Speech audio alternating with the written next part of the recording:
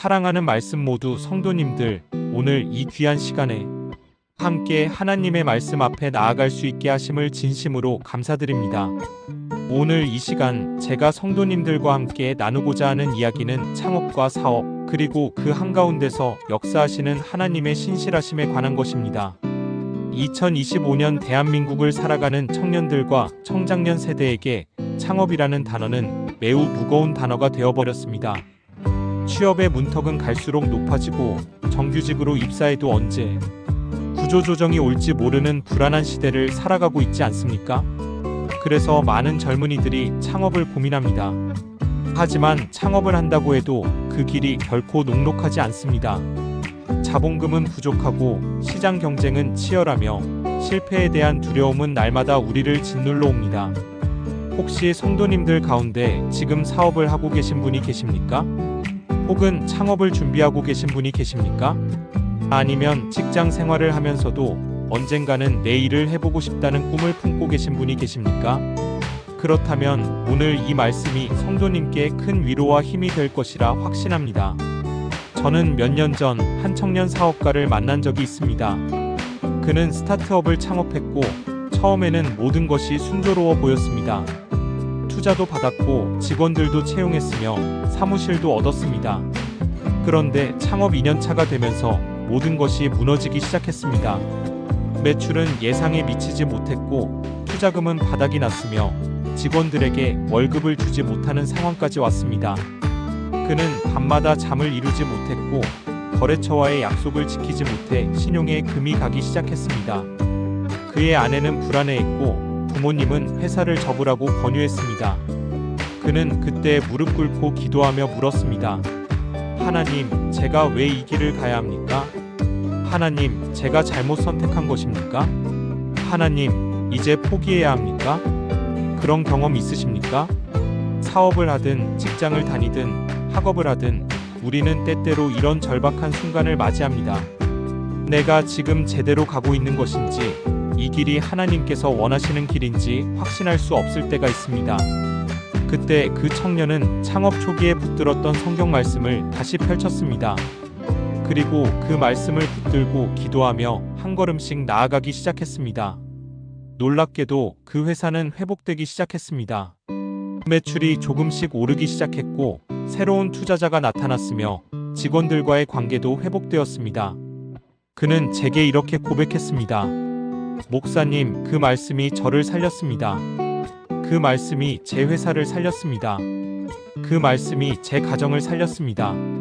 사랑하는 말씀 모두 성도님들, 오늘 저는 바로 그 말씀들을 성도님들과 함께 나누고자 합니다.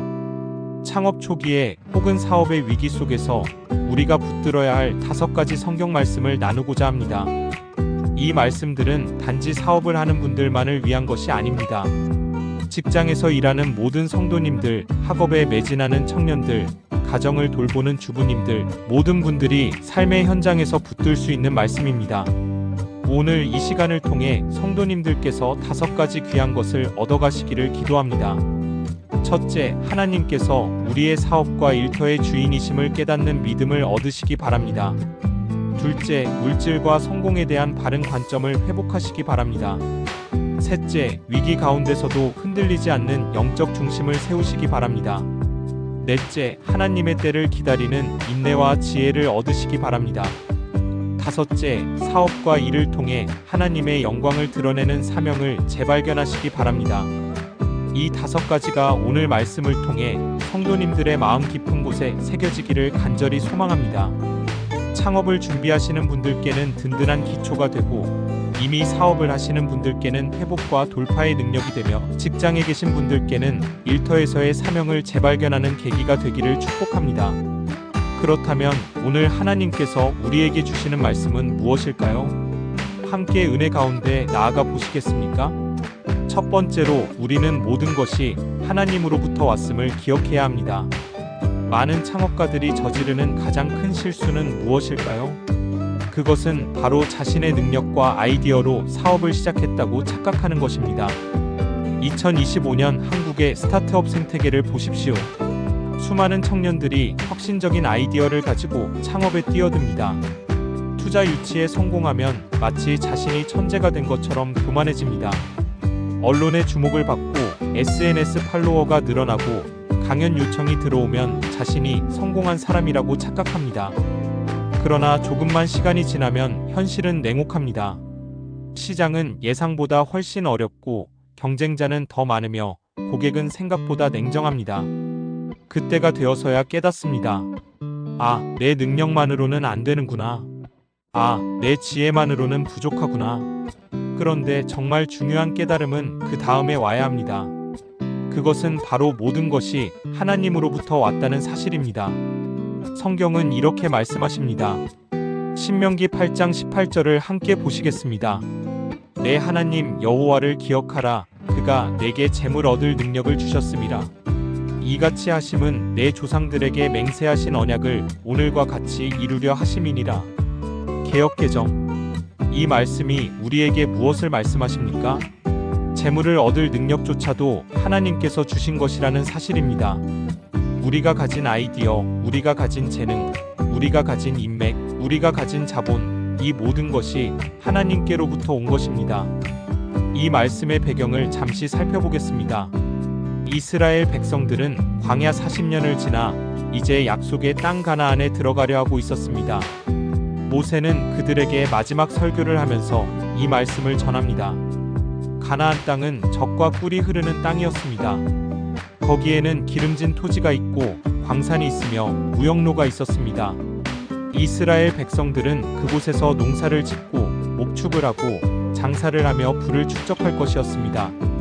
그런데 모세는 그들에게 경고합니다. 조심하라. 내가 부자가 되었을 때 하나님을 잊지 말라.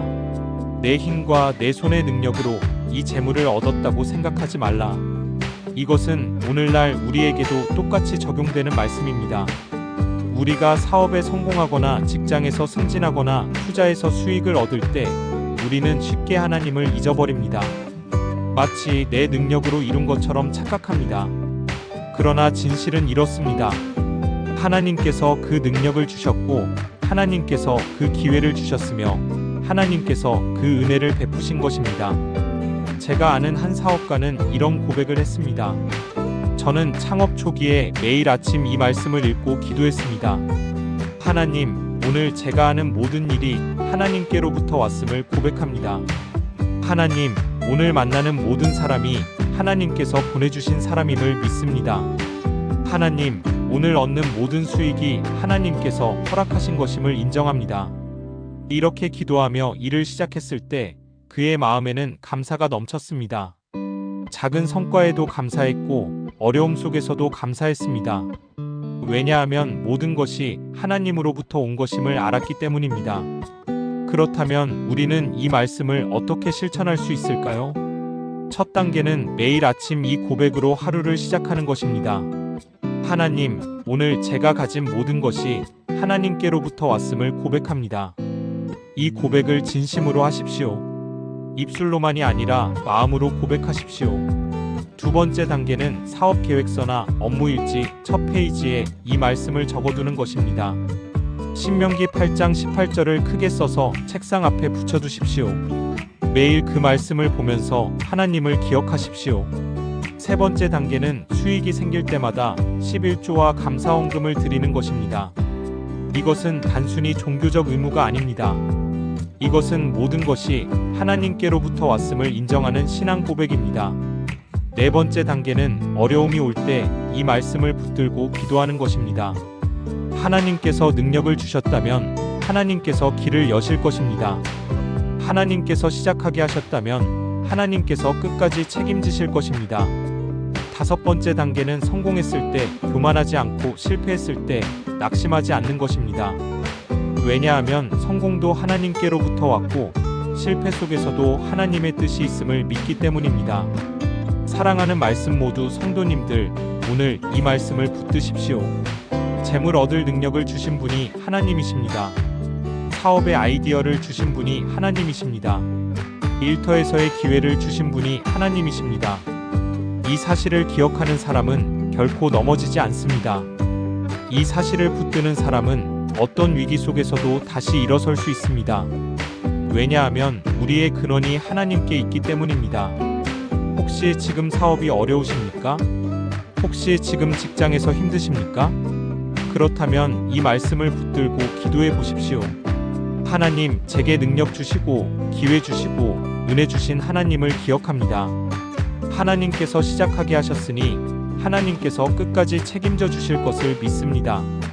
이 고백이 성도님의 입술에서 나올 때 하나님께서 반드시 길을 여실 것입니다.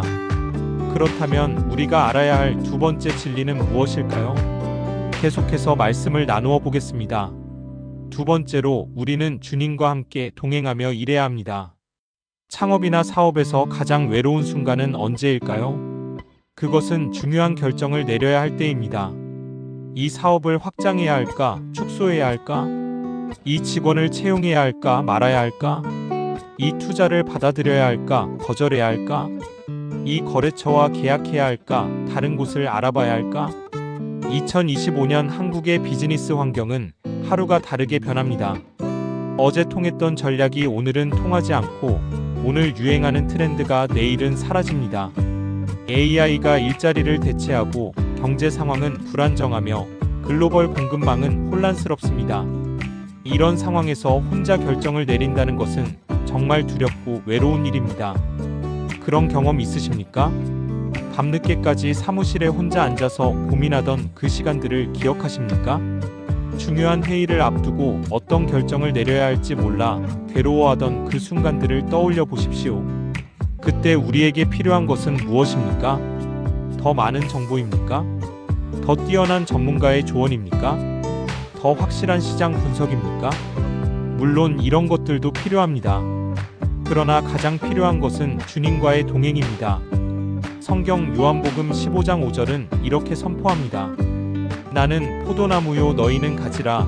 그가 내 안에 내가 그 안에 거하면 사람이 열매를 많이 맺나니 나를 떠나서는 너희가 아무것도 할 수 없음이라. 개역개정. 이 말씀은 예수님께서 십자가에 달리시기 전날 밤 제자들에게 하신 고별 설교의 일부입니다.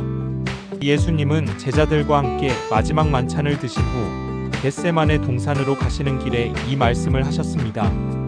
당시 예루살렘 거리에는 포도나무가 많았고 제자들은 그 포도나무를 보며 예수님의 말씀을 들었을 것입니다. 포도나무와 가지의 관계는 매우 분명합니다.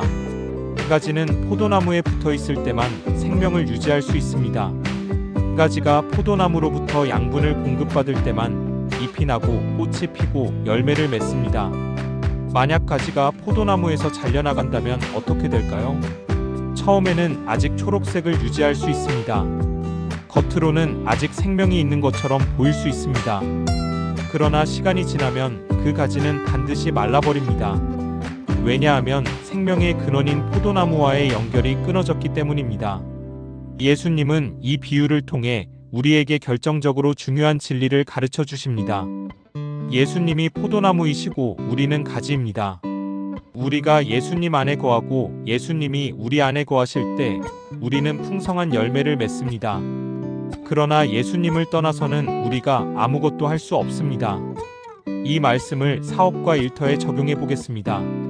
우리가 아무리 뛰어난 아이디어를 가지고 있어도, 아무리 풍부한 자본을 가지고 있어도, 아무리 훌륭한 팀을 구성했어도 주님과의 동행 없이는 결국 실패합니다. 왜냐하면 진정한 성공은 주님과의 연결에서 나오기 때문입니다. 제가 아는 한 CEO는 이런 간증을 했습니다. 저는 창업 초기에 정말 열심히 일했습니다. 하루에 16시간씩 일했고 주말도 없이 일했습니다. 그런데 이상하게도 일이 풀리지 않았습니다. 계약은 성사 직전에 깨졌고 투자는 마지막 순간에 무산되었으며 직원들은 하나둘씩 떠나갔습니다. 저는 너무 힘들어서 교회 목사님을 찾아갔습니다. 목사님은 제게 이렇게 물으셨습니다. 사장님, 요즘 주님과 동행하고 계십니까? 아침에 주님과 대화하는 시간을 갖고 계십니까? 중요한 결정을 내릴 때 주님께 먼저 여쭙고 계십니까? 저는 그때 깨달았습니다. 저는 일은 열심히 했지만 주님과는 멀어져 있었습니다. 기도는 형식적이었고 성경 읽기는 건너뛰기 일수였으며 예배는 졸면서 드렸습니다. 저는 포도나무에서 떨어진 가지처럼 혼자 힘으로 살아가려 했던 것입니다. 그날부터 저는 변화를 결심했습니다. 매일 아침 1시간씩 주님과 시간을 보내기로 했습니다. 기도하고 말씀을 읽고 찬양하며 주님과 교제했습니다. 중요한 회의 전에는 먼저 기도했고 어려운 결정 앞에서는 주님의 인도하심을 구했습니다. 놀라운 일이 일어나기 시작했습니다. 일이 풀리기 시작했습니다. 새로운 거래처가 생겼고 좋은 직원들이 들어왔으며 회사가 안정되기 시작했습니다. 가장 놀라운 것은 제 마음에 평안이 임한 것입니다. 예전에는 항상 불안하고 조급했는데 이제는 평안함 속에서 일할 수 있게 되었습니다. 사랑하는 말씀 모두 성도님들, 이것이 주님과 동행하는 삶의 능력입니다. 주님과 동행할 때 우리는 풍성한 열매를 맺습니다. 주님과 동행할 때 우리는 지혜로운 결정을 내릴 수 있습니다. 주님과 동행할 때 우리는 어려움 속에서도 평안을 누릴 수 있습니다. 그렇다면 우리는 어떻게 주님과 동행하며 일할 수 있을까요? 첫 단계는 매일 아침 주님과 만나는 시간을 확보하는 것입니다. 아무리 바빠도 최소 15분에서 30분은 주님과 단둘이 보내십시오. 이 시간은 투자가 아니라 필수입니다. 두 번째 단계는 중요한 결정 앞에서 먼저 기도하는 습관을 들이는 것입니다. 계약서에 서명하기 전에, 직원을 채용하기 전에, 투자를 결정하기 전에 먼저 주님께 여쭙는 것입니다. 주님, 이것이 주님의 뜻입니까? 주님, 이 길로 가는 것이 옳습니까? 세 번째 단계는 일과 중에도 수시로 주님과 대화하는 것입니다. 회의실로 들어가면서 짧게 기도하십시오. 고객을 만나러 가면서 주님의 도우심을 구하십시오. 어려운 이메일을 작성하기 전에 주님의 지혜를 간구하십시오. 네 번째 단계는 주일 예배를 최우선 순위에 두는 것입니다. 아무리 바빠도 주일 예배는 빠지지 마십시오. 주일 예배는 포도나무에 붙어있는 가지가 양분을 공급받는 시간입니다. 다섯 번째 단계는 믿음의 동료들과 정기적으로 만나 기도하고 격려하는 것입니다. 혼자 신앙생활 하지 마십시오. 함께 기도하고 함께 말씀을 나누는 공동체가 필요합니다. 예수님이 포도나무이시고 우리는 가지입니다.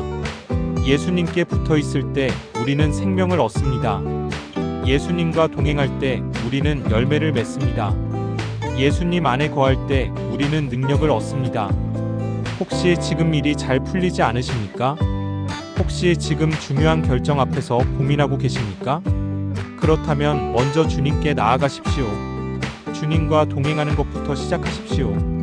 주님께 붙어 있는 가지가 되십시오. 그때 주님께서 길을 열어주실 것입니다. 그렇다면 이제 우리가 알아야 할 세 번째 중요한 진리는 무엇일까요? 함께 계속해서 나아가 보겠습니다. 세 번째로 우리는 하나님의 공급하심을 신뢰해야 합니다. 사업을 하거나 일을 하면서 가장 큰 스트레스는 무엇입니까? 바로 재정에 대한 염려입니다. 이번 달 월급을 제대로 줄 수 있을까? 다음 달 임대료를 낼 수 있을까? 투자금이 떨어지면 어떻게 하지? 거래처에서 대금을 늦게 주면 어떡하지? 2025년 대한민국의 자영업자와 소상공인들을 보십시오. 코로나 이후 경기 침체가 계속되고 있습니다. 금리는 높고 물가는 올랐으며 소비는 위축되었습니다. 많은 가게들이 문을 닫고 많은 사업들이 실패하고 있습니다. 청년 창업가들도 마찬가지입니다. 투자 유치는 점점 어려워지고 버는 것보다 나가는 돈이 더 많은 상황이 계속됩니다. 직장인들도 예외는 아닙니다. 언제 구조조정이 올지 모르는 불안감, 물가는 오르는데 월급은 그대로인 답답함, 노후 준비는 해야 하는데 저축할 여력이 없는 막막함이 우리를 짓누릅니다. 혹시 이런 마음 느껴보신 적 있으십니까? 통장 잔고를 보면서 한숨을 쉬어본 적 있으십니까? 다음 달 카드값을 어떻게 갚아야 할지 걱정해 본 적 있으십니까? 자녀 교육비를 생각하면 막막해지는 경험을 해보셨습니까? 정말 그렇지 않습니까? 그런데 이런 재정적 염려 속에서 하나님께서는 우리에게 놀라운 약속을 주셨습니다.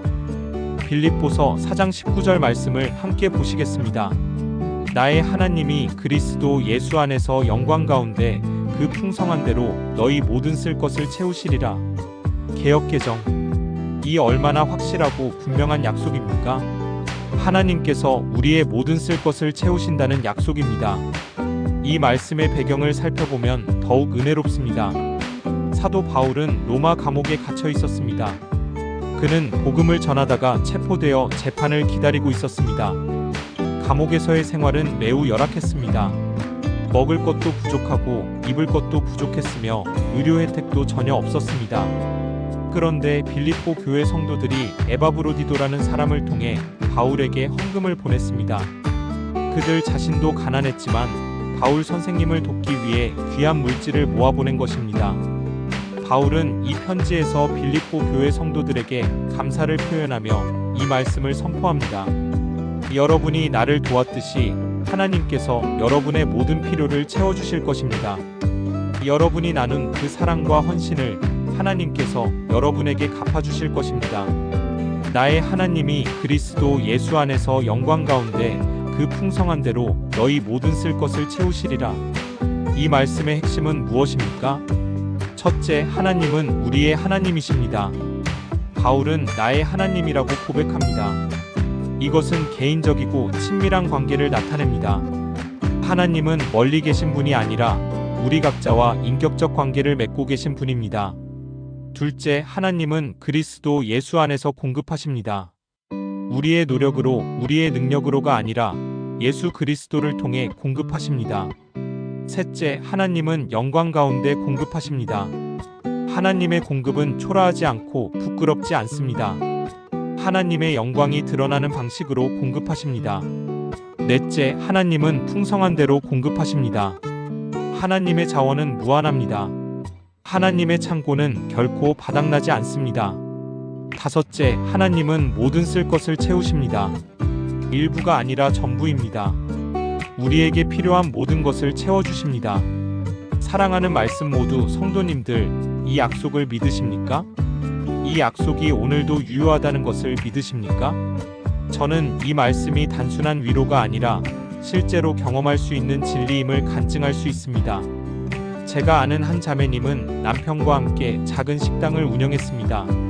처음에는 손님들이 많이 와서 장사가 잘 되었습니다. 그런데 근처에 대형 프랜차이즈 식당이 들어오면서 손님이 뚝 끊겼습니다. 매출은 절반으로 줄었고 직원 월급을 주기도 어려운 상황이 되었습니다. 그 자매님은 밤마다 울면서 기도했습니다. 하나님, 이제 어떻게 해야 합니까? 가게를 접어야 합니까? 직원들을 내보내야 합니까? 그런데 어느 날 새벽 기도 시간에 이 말씀이 마음에 임했습니다. 나의 하나님이 그리스도 예수 안에서 영광 가운데 그 풍성한 대로 너희 모든 쓸 것을 채우시리라. 그 자매님은 이 말씀을 붙들고 기도하기 시작했습니다. 하나님, 이 말씀을 믿습니다. 하나님께서 우리의 모든 필요를 채워주실 것을 믿습니다. 하나님의 풍성함이 우리 가게에 임할 것을 선포합니다. 그리고 실천하기 시작했습니다. 경쟁에서 이기려고 가격을 낮추는 대신 음식의 질을 더 높였습니다. 손님이 적어도 한 분 한 분을 정성껏 섬겼습니다. 어려운 중에도 11조와 감사원금을 빠뜨리지 않았습니다. 그리고 기도했습니다. 매일 아침 가게 문을 열기 전에 기도했습니다. 주방에서 음식을 만들 때도 기도했습니다. 손님을 맞이할 때도 기도하는 마음으로 섬겼습니다. 놀라운 일이 일어나기 시작했습니다. 단골 손님들이 하나둘 늘어나기 시작했습니다. 맛있다는 소문이 나면서 멀리서도 찾아오는 손님들이 생겼습니다. SNS에 후기가 올라가면서 젊은 손님들도 찾아왔습니다. 1년이 지나자 매출이 예전보다 오히려 더 늘어났습니다. 그 자매님은 간증했습니다. 제가 한 것은 아무것도 없습니다. 하나님께서 하신 것입니다. 하나님께서 약속하신 대로 우리의 모든 쓸 것을 채워주셨습니다. 하나님의 풍성함이 우리 가게에 임했습니다. 사랑하는 말씀 모두 성도님들, 이것이 하나님의 공급하심입니다. 하나님은 신실하신 분이십니다. 하나님은 약속을 지키시는 분이십니다. 하나님은 우리의 모든 필요를 아시고 채워주시는 분이십니다. 그렇다면 우리는 이 말씀을 어떻게 실천할 수 있을까요? 첫 단계는 재정적 염려가 올 때마다 이 말씀을 고백하는 것입니다. 통장 잔고를 보며 불안해하는 대신 이 말씀을 선포하십시오. 나의 하나님이 나의 모든 쓸 것을 채우신다. 이것을 믿음으로 고백하십시오. 두 번째 단계는 어려운 중에도 11조와 헌금을 성실히 드리는 것입니다. 이것은 하나님의 공급하심을 신뢰한다는 믿음의 표현입니다. 말라기 3장 10절 말씀처럼 11조는 하나님의 창고문을 여는 열쇠입니다. 세 번째 단계는 절약하되 인색하지 않은 것입니다. 지혜롭게 돈을 관리하되 나눔과 구제를 멈추지 마십시오. 하나님께서 공급하시는 것은 우리만 잘 살라고 주시는 것이 아니라 다른 사람과 나누라고 주시는 것입니다. 네 번째 단계는 빚을 내서 사업을 확장하거나 과소비하지 않는 것입니다. 하나님의 공급하심을 기다리며 인내하십시오. 때가 되면 하나님께서 필요한 자원을 보내주실 것입니다. 다섯 번째 단계는 감사하는 마음을 잃지 않는 것입니다. 많이 있을 때도 감사하고 적게 있을 때도 감사하십시오. 감사는 하나님의 공급의 통로를 여는 열쇠입니다. 나의 하나님이 그리스도 예수 안에서 영광 가운데 그 풍성한 대로 너희 모든 쓸 것을 채우시리라. 이 말씀을 붙드십시오. 이 말씀을 믿으십시오. 이 말씀을 고백하십시오. 하나님은 신실하신 분이시므로 반드시 약속을 이루실 것입니다. 혹시 지금 재정적 어려움 가운데 계십니까? 혹시 지금 다음 달 월급이 걱정되십니까? 혹시 지금 사업 자금이 부족해서 힘드십니까? 그렇다면 이 말씀을 붙들고 기도하십시오. 하나님께서 반드시 길을 열어주실 것입니다. 하나님께서 반드시 공급해 주실 것입니다. 하나님께서 반드시 채워주실 것입니다. 그렇다면 이제 네 번째로 중요한 진리를 함께 나누어 보겠습니다. 네 번째로 우리는 하나님의 때를 기다려야 합니다. 사업과 일에서 가장 어려운 것 중 하나가 무엇입니까? 바로 기다림입니다. 우리는 빠른 결과를 원합니다. 오늘 씨를 뿌리면 내일 수확하기를 원합니다. 이번 달에 투자하면 다음 달에 수익이 나기를 기대합니다. 지금 노력하면 곧바로 성과가 나타나기를 바랍니다. 2025년 한국 사회는 더욱 빨라졌습니다.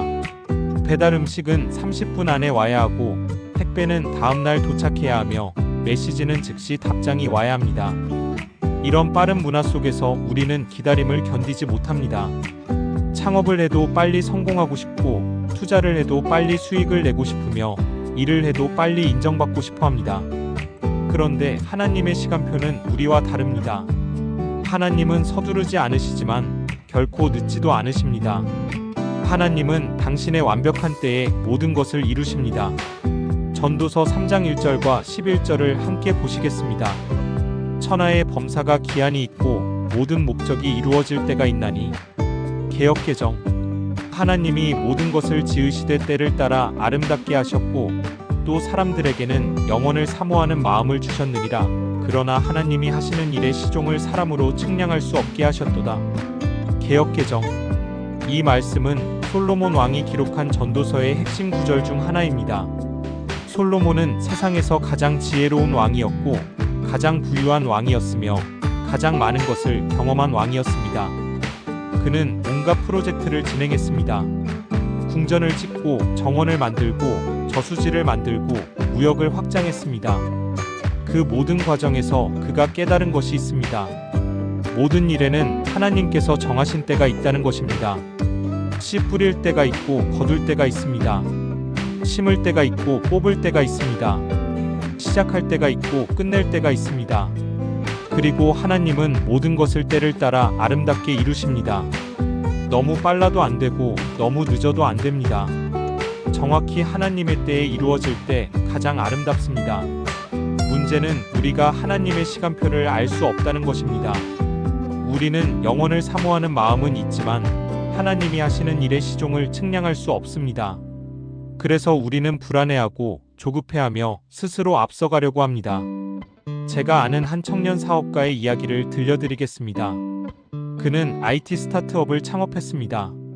정말 좋은 아이디어를 가지고 있었고 시장성도 검증되었으며 팀원들도 우수했습니다. 그런데 문제는 그가 너무 조급했다는 것입니다. 투자를 받자마자 직원을 대규모로 채용했고 비싼 사무실을 얻었으며 대대적인 마케팅을 시작했습니다. 모든 것을 빠르게 확장하려고 했습니다. 1년 안에 유니콘 기업이 되겠다는 목표를 세웠습니다. 그러나 현실은 달랐습니다.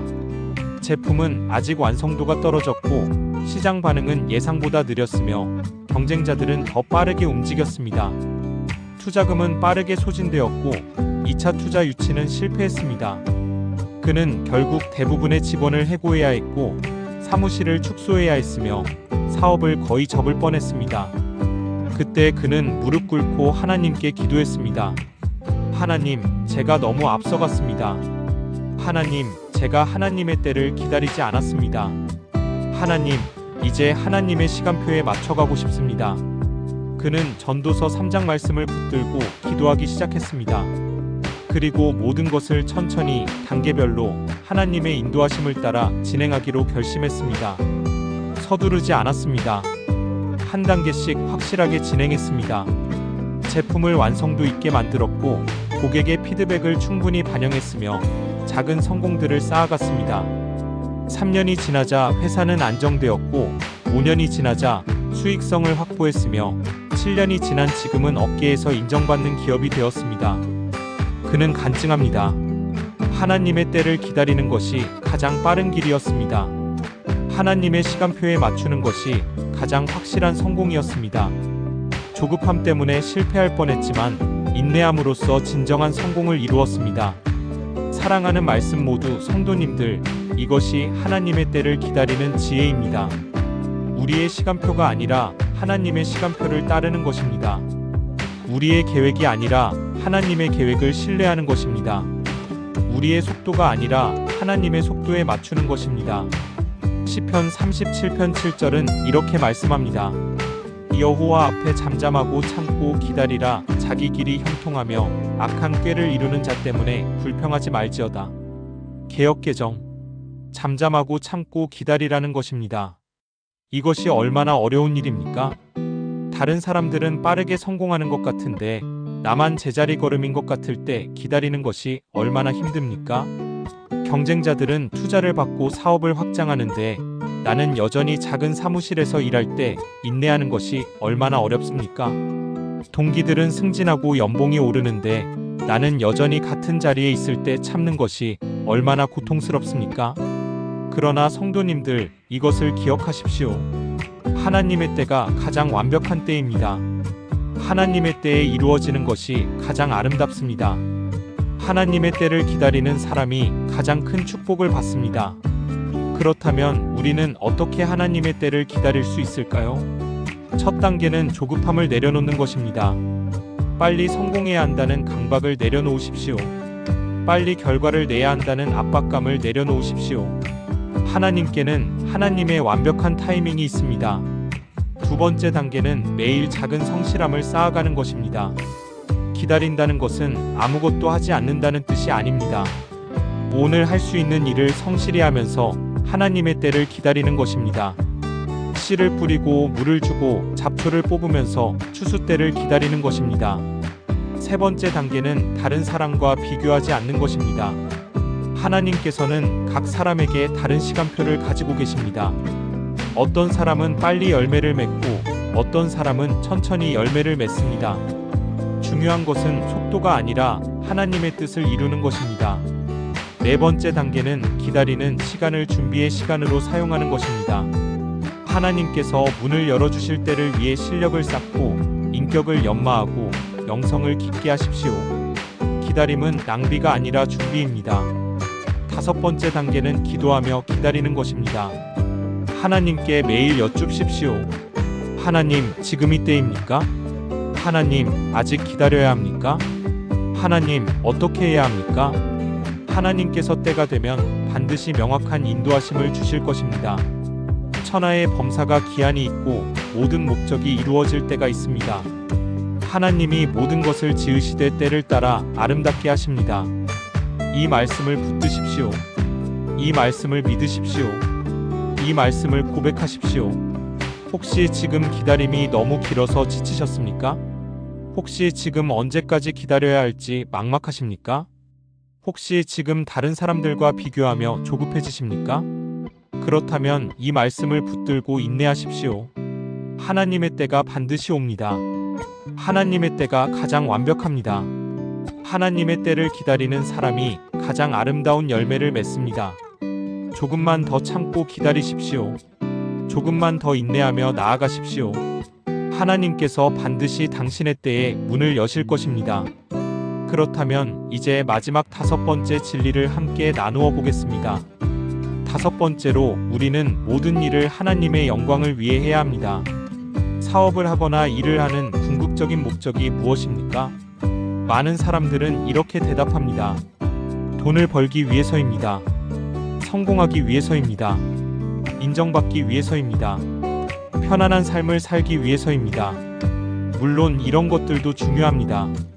우리는 생계를 위해 일해야 하고 가족을 부양해야 하며 미래를 준비해야 합니다. 그러나 크리스천에게는 더 높고 더 거룩한 목적이 있어야 합니다. 그것은 바로 하나님의 영광을 드러내는 것입니다. 2025년 한국 사회를 보십시오. 성공이 곧 인생의 목표가 되었습니다. 더 많이 벌고 더 높이 올라가고 더 유명해지는 것이 삶의 전부인 것처럼 여겨집니다.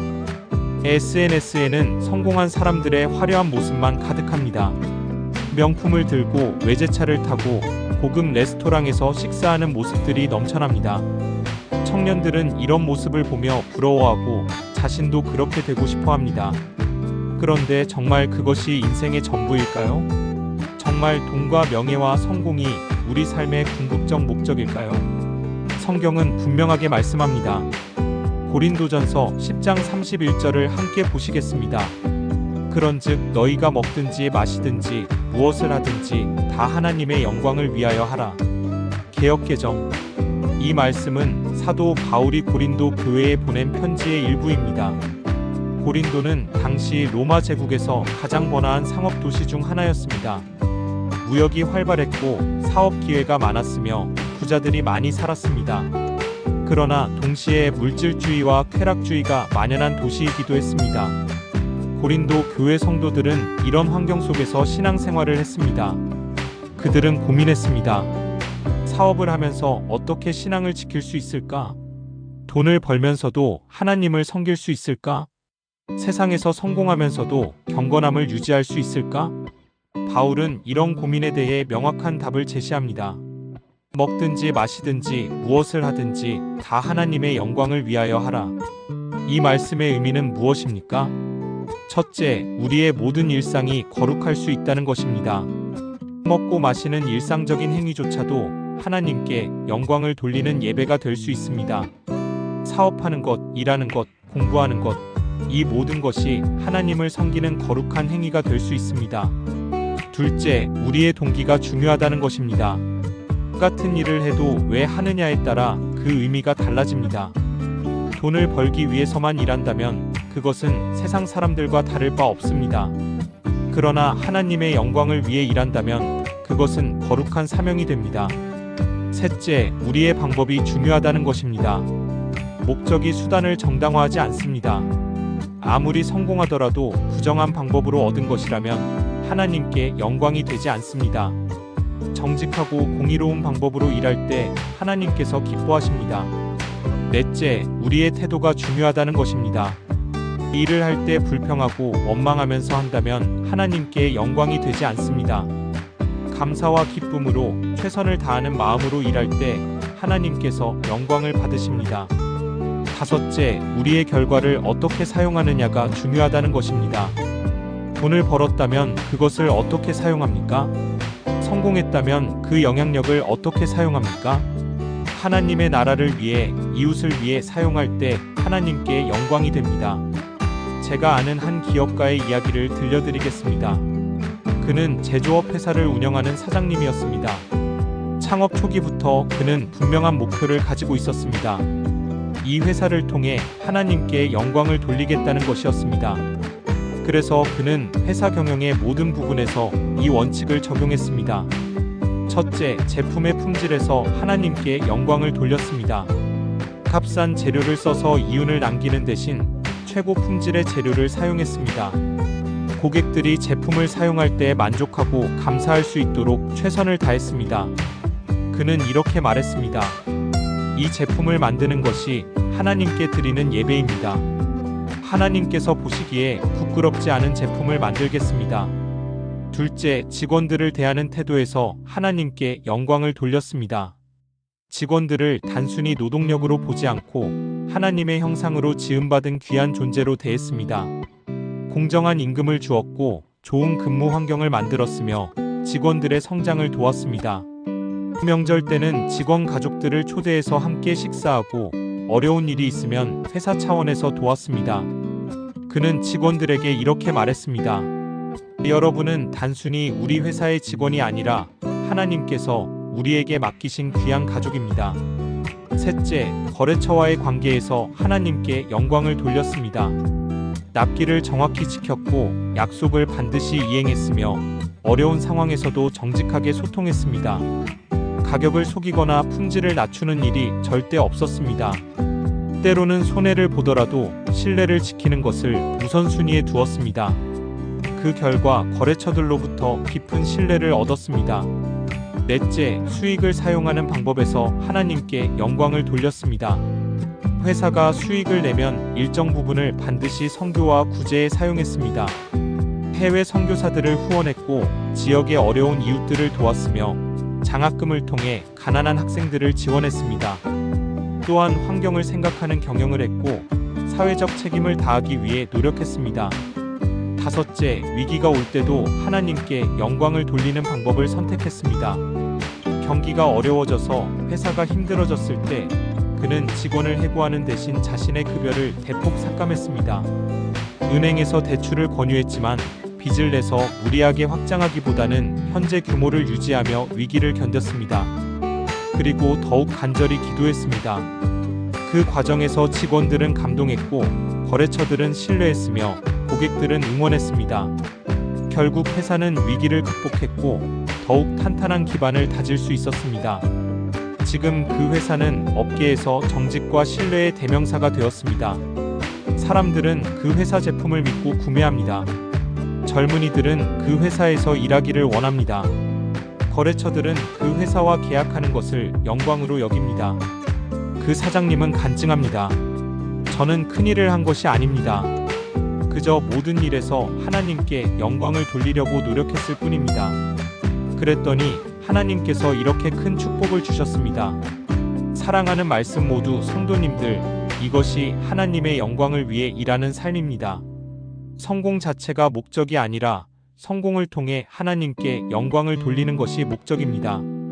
돈을 버는 것 자체가 목적이 아니라 그 돈으로 하나님의 나라를 세우는 것이 목적입니다. 인정받는 것 자체가 목적이 아니라 그 영향력으로 더 많은 사람들에게 복음을 전하는 것이 목적입니다. 골로새서 3장 23절에서 24절은 이렇게 말씀합니다. 무엇을 하든지 마음을 다하여 주께 하듯 하고 사람에게 하듯 하지 말라. 이는 기업의 상을 주께 받을 줄 알미니 너희는 주 그리스도를 섬기느니라.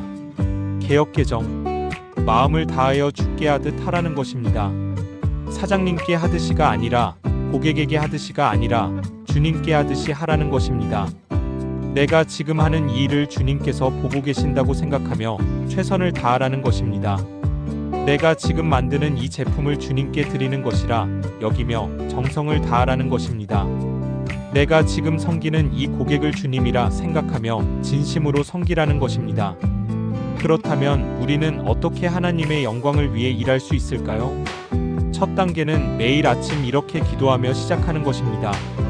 하나님, 오늘 제가 하는 모든 일이 하나님께 영광이 되게 하소서. 이 기도를 진심으로 드리고 하루를 시작하십시오. 두 번째 단계는 일하는 과정에서 정직과 성실을 지키는 것입니다. 속이지 마십시오. 대충하지 마십시오. 편법을 쓰지 마십시오. 하나님께서 보고 계심을 기억하며 정직하게 일하십시오. 세 번째 단계는 사람들을 대할 때 그리스도의 사랑으로 대하는 것입니다. 직원이든 고객이든 거래처든 모든 사람을 하나님의 형상을 가진 귀한 존재로 대하십시오. 친절하게 존중하며 사랑으로 섬기십시오. 네 번째 단계는 수익을 하나님의 것으로 인정하고 선하게 사용하는 것입니다. 11조를 드리고 선교를 후원하고 어려운 이웃을 돕고 하나님 나라를 위해 투자하십시오. 돈은 하나님께서 맡기신 청지기의 책임입니다. 다섯 번째 단계는 성공했을 때 겸손하고 실패했을 때도 감사하는 것입니다. 성공은 하나님께서 주신 은혜이고 실패는 하나님께서 주시는 배움입니다. 모든 상황에서 하나님께 영광을 돌리는 태도를 유지하십시오. 그런즉 너희가 먹든지 마시든지 무엇을 하든지 다 하나님의 영광을 위하여 하라. 이 말씀을 붙드십시오. 이 말씀을 실천하십시오. 이 말씀대로 살아가십시오. 혹시 지금 일이 의미 없게 느껴지십니까? 혹시 지금 단순히 돈을 벌기 위해 일하고 계십니까? 혹시 지금 더 높은 목적을 찾고 계십니까? 그렇다면 이 말씀을 붙들고 결단하십시오. 오늘부터 하나님의 영광을 위해 일하겠다고 결단하십시오. 오늘부터 내 일터를 예배의 처소로 만들겠다고 선포하십시오. 오늘부터 내 사업을 하나님께 드리는 제사로 드리겠다고 고백하십시오. 그때 하나님께서 여러분의 일에 새로운 의미를 주실 것입니다. 그때 하나님께서 여러분의 삶에 새로운 목적을 주실 것입니다. 그때 하나님께서 여러분을 통해 당신의 영광을 드러내실 것입니다. 사랑하는 말씀 모두 성도님들, 오늘 우리는 창업 초기에 그리고 사업의 위기 속에서 붙들어야 할 5가지 귀한 말씀을 함께 나누었습니다. 이제 이 말씀들을 하나씩 다시 마음에 새겨보시겠습니까? 첫째, 우리는 모든 것이 하나님으로부터 왔음을 기억해야 합니다. 재물 얻을 능력도, 사업의 아이디어도, 일터에서의 기회도 모두 하나님께서 주신 것입니다. 이 사실을 기억할 때 우리는 교만하지 않고 감사할 수 있습니다. 둘째, 우리는 주님과 함께 동행하며 일해야 합니다. 예수님이 포도나무이시고 우리는 가지입니다. 주님께 붙어 있을 때 우리는 풍성한 열매를 맺고 주님을 떠나서는 아무것도 할 수 없습니다. 매일 주님과 교제하며 동행하는 것이 성공의 비결입니다. 셋째, 우리는 하나님의 공급하심을 신뢰해야 합니다. 나의 하나님이 그리스도 예수 안에서 영광 가운데 그 풍성한 대로 우리의 모든 쓸 것을 채우십니다. 재정적 염려 속에서도 하나님의 신실하심을 믿고 의지할 때 하나님께서 길을 여십니다. 넷째, 우리는 하나님의 때를 기다려야 합니다. 천하의 범사가 기한이 있고 모든 목적이 이루어질 때가 있습니다. 조급하게 앞서가지 말고 하나님의 완벽한 타이밍을 신뢰하며 인내할 때 가장 아름다운 열매를 맺습니다. 다섯째, 우리는 모든 일을 하나님의 영광을 위해 해야 합니다. 무엇을 하든지 다 하나님의 영광을 위하여 할 때 우리의 일은 거룩한 예배가 되고 우리의 삶은 하나님께 영광이 됩니다.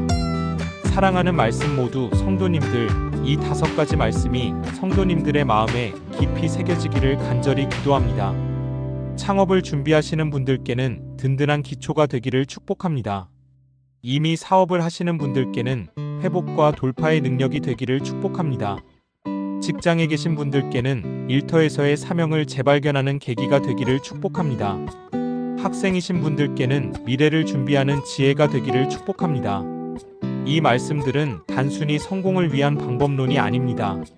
이 말씀들은 하나님과의 관계를 회복하고 하나님의 뜻 안에서 살아가는 삶의 원리입니다. 제가 처음에 말씀드린 그 청년 사업가를 기억하십니까? 창업 2년 차에 모든 것이 무너지고 포기할 뻔했던 그 청년 말입니다. 그가 창업 초기에 붙들었던 말씀들을 다시 펼쳤을 때 그의 회사는 회복되기 시작했습니다. 그것은 단순히 경영 전략이 좋아서가 아니었습니다. 그것은 운이 좋아서가 아니었습니다. 그것은 시장 상황이 개선되어서가 아니었습니다. 그것은 하나님의 말씀을 붙들고 순종했기 때문입니다. 하나님께서 모든 것의 근원이심을 인정했기 때문입니다. 주님과 동행하며 일했기 때문입니다. 하나님의 공급하심을 신뢰했기 때문입니다. 하나님의 때를 기다렸기 때문입니다. 하나님의 영광을 위해 일했기 때문입니다. 사랑하는 말씀 모두 성도님들, 오늘 이 시간 이후에 성도님들의 삶이 변화되기를 기도합니다. 오늘 들으신 이 말씀을 단순히 듣고 끝나는 것이 아니라 실제로 삶에 적용하시기를 간곡히 부탁드립니다. 오늘 집에 돌아가시면 이 5가지 말씀을 다시 한번 성경에서 찾아보십시오. 신명기 8장 18절, 요한복음 15장 5절, 빌립보서 4장 19절, 전도서 3장 1절과 11절, 고린도전서 10장 31절을 다시 읽어보십시오. 그리고 이 말씀들을 적어서 여러분의 사무실에, 작업장에, 책상 앞에 붙여두십시오. 매일 아침 이 말씀들을 읽고 기도하며 하루를 시작하십시오. 중요한 결정을 내릴 때 이 말씀들을 떠올리며 하나님께 여쭙십시오. 어려움이 올 때 이 말씀들을 붙들고 인내하십시오.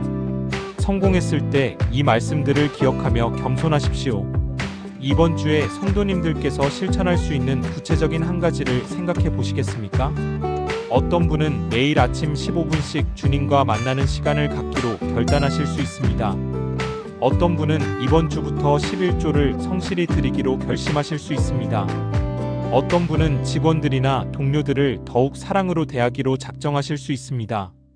어떤 분은 조급함을 내려놓고 하나님의 때를 기다리기로 선택하실 수 있습니다. 어떤 분은 모든 일에서 하나님의 영광을 구하기로 헌신하실 수 있습니다. 무엇이든 좋습니다. 중요한 것은 오늘 들은 말씀을 실천에 옮기는 것입니다. 작은 것부터 시작하십시오. 한 걸음씩 나아가십시오. 하나님께서 그 작은 순종을 기뻐하시고 큰 축복으로 갚아주실 것입니다. 오늘도 이 귀한 시간 함께해 주신 모든 말씀 모두 성도님들께 진심으로 감사드립니다. 바쁜 일정 속에서도 이렇게 말씀 앞에 나와주셔서 감사합니다. 끝까지 경청해 주셔서 감사합니다. 주님께서 성도님들의 이 귀한 시간을 기억하시고 축복해 주실 것입니다. 오늘 말씀이 은혜가 되셨다면 좋아요를 눌러주시고 댓글로 여러분의 감사와 기도 제목을 나눠주세요. 혼자만 은혜 받지 마시고 주변에 사업하시는 분들, 창업을 준비하시는 분들, 일터에서 힘들어하시는 분들과 이 말씀을 나눠주세요. 함께 말씀을 나누고 함께 기도하며 함께 격려하는 것이 주님께서 원하시는 공동체의 모습입니다. 여러분의 간증도 댓글로 나눠주세요. 이 말씀을 붙들고 어떤 변화를 경험하셨는지, 어떤 응답을 받으셨는지 함께 나눠주시면 다른 성도님들에게도 큰 격려가 될 것입니다. 주님 안에서 서로 기도하며 함께 성장하는 아름다운 공동체가 되기를 간절히 소망합니다. 이제 마지막으로 성도님들을 위해 축복 기도를 드리겠습니다. 사랑하는 말씀 모두 성도님들, 하나님께서 성도님들과 함께 하시기를 축복합니다. 성도님들의 사업과 일터에 하나님의 은혜가 충만하기를 축복합니다. 성도님들이 하시는 모든 일에 하나님의 지혜와 능력이 함께 하시기를 축복합니다. 재정적 어려움 가운데 계신 성도님들께 하나님의 공급하심이 풍성히 임하기를 축복합니다. 기다림의 시간을 보내고 계신 성도님들께 하나님의 완벽한 타이밍이 곧 임하기를 축복합니다. 성도님들의 가정에 평안이 있기를 축복합니다. 성도님들의 자녀들이 건강하게 자라기를 축복합니다. 성도님들의 건강이 회복되기를 축복합니다. 성도님들의 모든 계획이 하나님의 뜻 안에서 이루어지기를 축복합니다. 무엇보다 성도님들이 날마다 주님과 더욱 깊이 동행하는 은혜를 누리시기를 축복합니다. 주님과 동행하는 그 기쁨이 성도님들의 삶을 가득 채우기를 축복합니다. 주님의 사랑이 성도님들의 마음에 넘치기를 축복합니다. 주님의 평강이 성도님들의 영혼을 지키기를 축복합니다. 주님의 능력이 성도님들의 연약함을 강하게 하시기를 축복합니다. 주님의 영광이 성도님들을 통해 이 땅에 드러나기를 축복합니다. 오늘 이 시간 이후로 성도님들의 삶이 새로워지기를 축복합니다. 오늘 들으신 이 말씀이 성도님들의 인생을 변화시키는 능력이 되기를 축복합니다. 창업 초기에 붙들었던 성경 말씀으로 회사가 회복되었던 그 청년처럼 성도님들도 말씀을 붙들고 나아갈 때 하나님께서 놀라운 회복과 돌파를 경험하게 하실 것입니다. 하나님께서 시작하게 하신 일을 하나님께서 반드시 완성하실 것입니다. 하나님께서 약속하신 것을 하나님께서 반드시 이루실 것입니다. 하나님께서 인도하시는 길을 따라갈 때 그 길의 끝에는 반드시 축복이 있을 것입니다. 낙심하지 마십시오. 포기하지 마십시오. 조금만 더 참고 견디십시오. 주님께서 반드시 길을 여실 것입니다. 주님께서 반드시 응답하실 것입니다. 주님께서 반드시 승리하게 하실 것입니다. 주님의 은혜와 사랑과 평강이 사랑하는 말씀 모두 성도님들과 성도님들의 가정과 성도님들의 일터에 항상 함께 하시기를 간절히 기도드립니다. 오늘도 내일도 모레도 항상 주님의 선하심이 성도님들을 인도하시기를 축복합니다. 주님의 신실하심이 성도님들을 지키시기를 축복합니다. 주님의 능력이 성도님들을 승리하게 하시기를 축복합니다. 예수 그리스도의 이름으로 축복하며 기도드립니다. 샬롬.